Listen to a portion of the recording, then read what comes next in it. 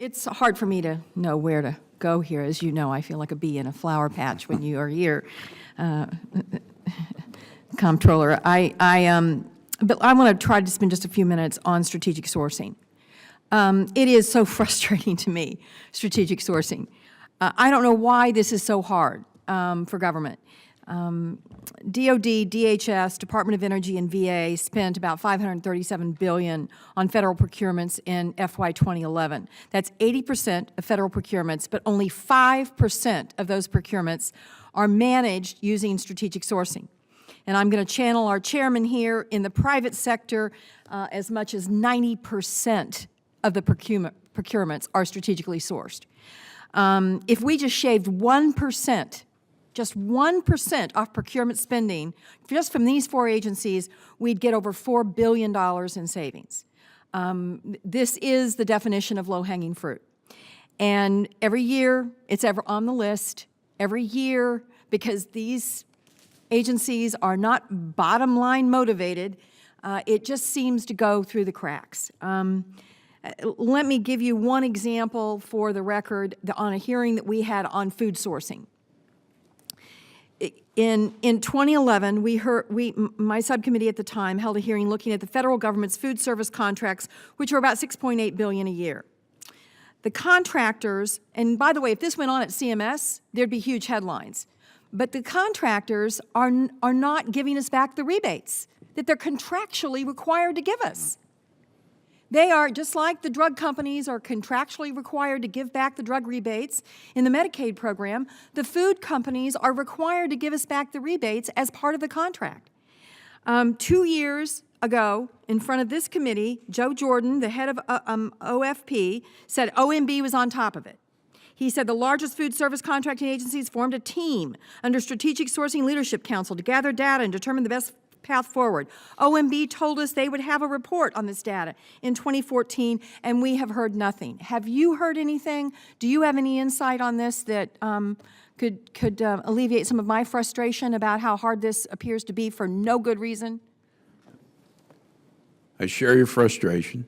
I have been recently briefed by the head of OFPP, who came over, and they've tried to identify these different categories of spending that they're going to try to focus on. They're going to try to focus on IT first, but I urge them to move more aggressively in this area. Pick other categories as well. My belief is unless OMB or the Congress, and I think the Congress should negotiate with OMB on targets for reduced spending. Without targets for reduced spending, there is no incentive to move in this area.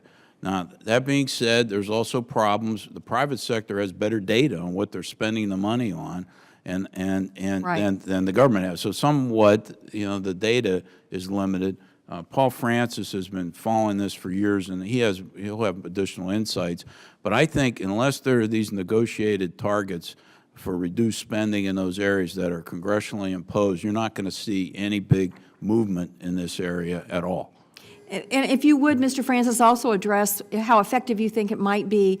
DHS has done this, but you all can't determine whether or not it's having any real impact. And that is making it one of the considerations on SES bonuses, which, by the way, until very recently was like the sun coming up, an SES getting a bonus in government.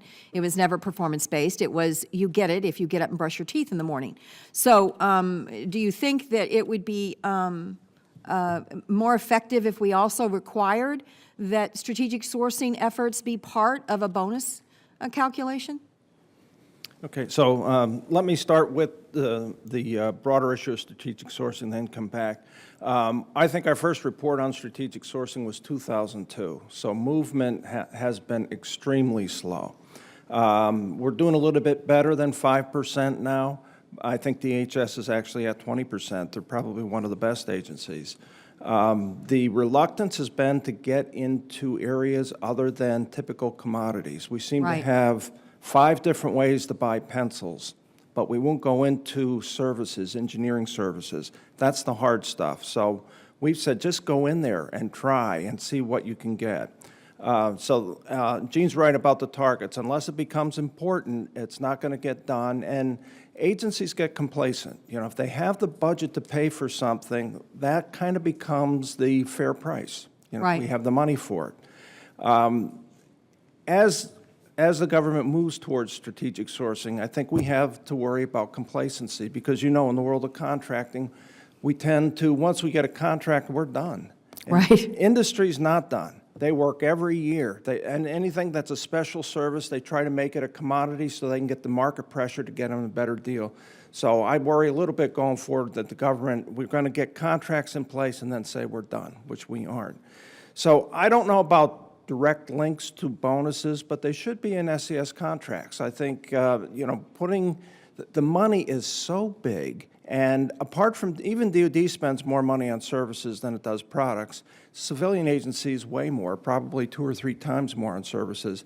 That type of emphasis, I think, should be in the contracts because that, coupled with targets, is a way to get attention on it. Well, I think it would be terrific, Mr. Chairman, and I'll yield the rest of my time because I know we're running short, if we would think about maybe doing a hearing on strategic sourcing as it relates to personnel services contracts, because I think that's the Rubicon that we haven't passed yet, and that's where we probably need to shine a brighter light, something for you to consider. Well, and of course, as you pointed out, there's a lot of dollars right there, and there's low-hanging fruit. So we'll certainly take that under advisement. And of course, you've got a subcommittee, too, that you can work on some of that.